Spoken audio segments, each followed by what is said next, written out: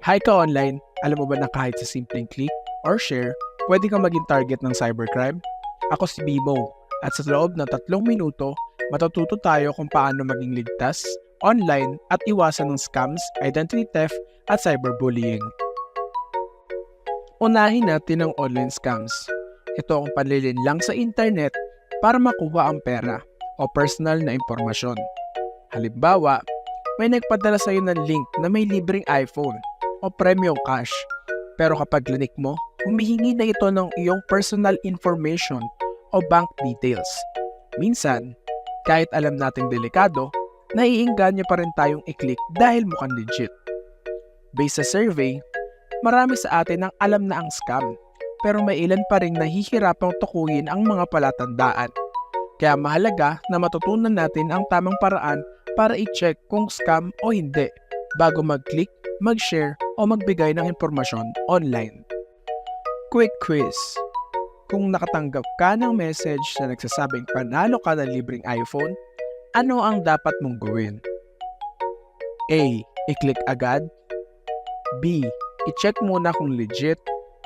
C. I-share sa friends. D. I-ignore. Tama, ang B ang sagot. Laging i-verify bago mag-click. Think before you click. Ngayon, cyberbullying at identity theft. Cyberbullying ay nangyayari kapag ang isang tao ay ginagamit ang internet para mang-insulto, manakot, manghamak o magpakalat ng private information ng iba nang walang pahintulot.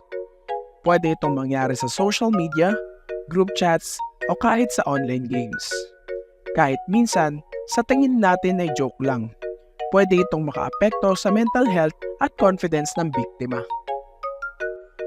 Identity theft naman ay kapag nakuha ng ibang tao ang personal information mo tulad ng passwords, bank details, o iba pang sensitive data para magamit sa panloloko o scam.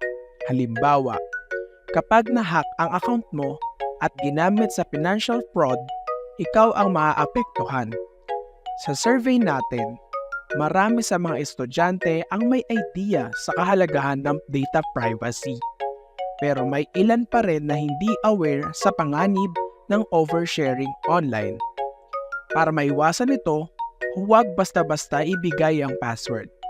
I-verify ang mga kaibigan sa social media at laging maging maingat sa pagbabahagi ng personal na impormasyon mo. Quiz number 2. Alin sa mga password ang pinakaligtas? Number 1.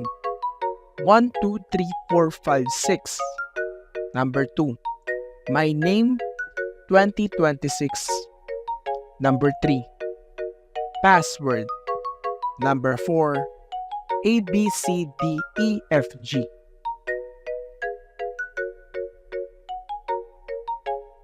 Kung pinili nyo ang 2, tama. Unique, mahirap hulaan, at safe.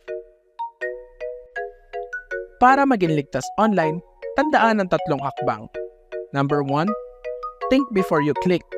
I-check muna bago i-click ang links at attachments. Number 2, protect your personal info. Huwag basta-basta ibigay ang details at gumamit ng strong passwords.